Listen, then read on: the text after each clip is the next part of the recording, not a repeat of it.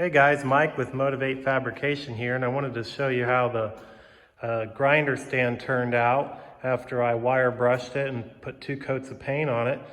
I'm real happy with this, guys. I'm glad I picked it up.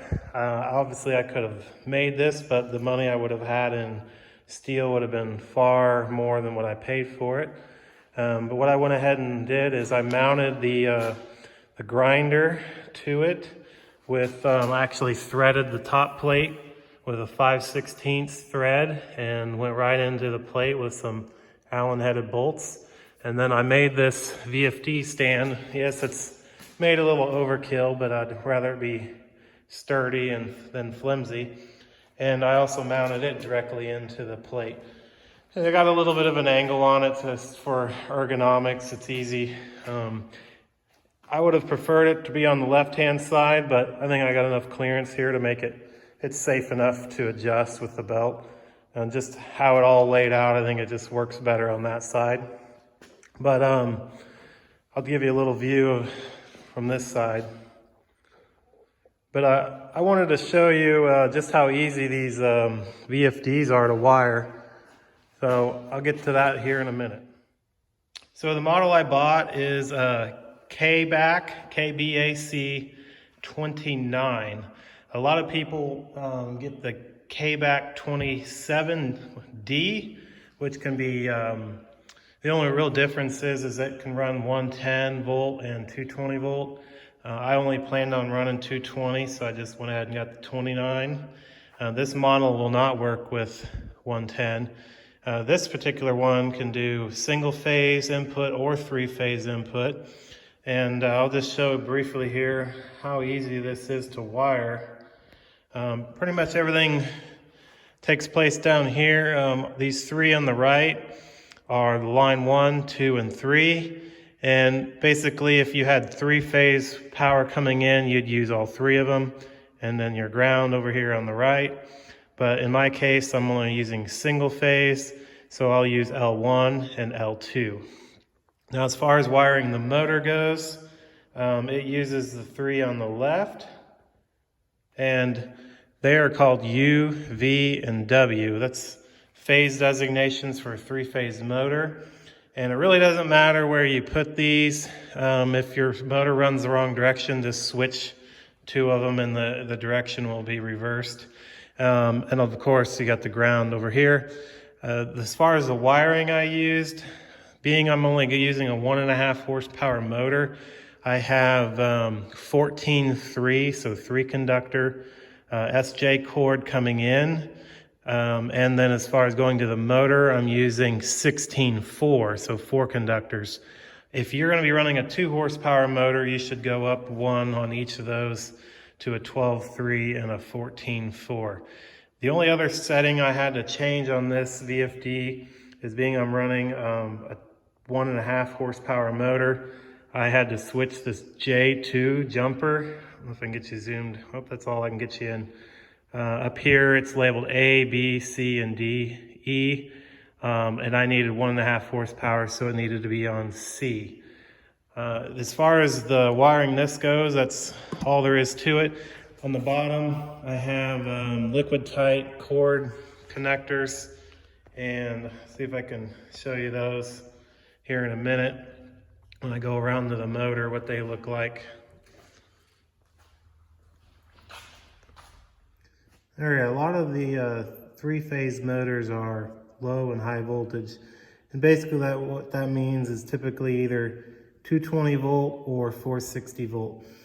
Most of us home shop guys are going to be using 220 volt, so you would wire the terminals inside the junction block here at the motor according to these connections. And what this means is you would hook wire with the label 4, 5, and 6, wire nut those all together, and then you would wire nut 3 and 9 together, and 2 and 8, and 1 and 7 together. And then the U, V, and W coming from the VFD would go to the 2 wired together here on 1 and 7, and 2 and 8, and 3 and 9. So these top ones would be a group of 3 wires each. I'm going to show you that here. All right, this is a view of the junction block. This is a ball door 1.5 horsepower motor, like I said before. This is that liquid tight connector, and it essentially just has this nut that tightens up this rubber grommet so it can't get any metal dust in here, and you just snug this down. You can get these at any home center. But as far as that wiring I was talking to you about, the 3 that needed to be hooked together, they were 4, 5, and 6. And you can see there's a 4 and there's a 5 and a 6 on these other ones. And I got those wire nutted together. And then also I needed to hook 1 and 7, 2 and 8, and 3 and 9 together. And those are right here. And then also with those being hooked together, you'd hook your U, V, and W to them. And then the 4th wire, the green, to your ground screw. And that's really it. And like I said earlier, if the motor runs the wrong direction, just switch 1 or switch 2 of the U, V, and W phases, and the motor will run the other direction. All right, so I got the VFD plugged in now, and I've ran this a little bit, but less than 10 minutes. And really all there is to it is to flip this up into the start position, and then turn your dial up, and you can go from barely moving at all the way to